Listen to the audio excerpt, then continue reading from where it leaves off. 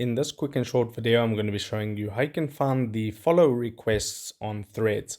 Okay, so if I hop into the Threads application and go to my profile by tapping the profile icon at the bottom right hand corner, you can see right below my bio it says 3 followers. If I tap into those 3 followers, you'll actually be able to see that it doesn't show me my requests here.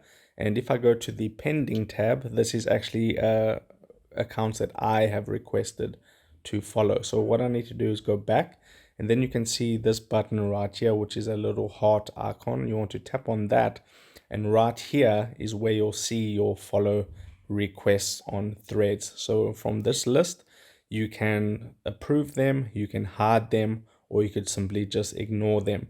But that would be the process of how to find your follow requests on Threads and approve them, or whatever you want to do with those requests.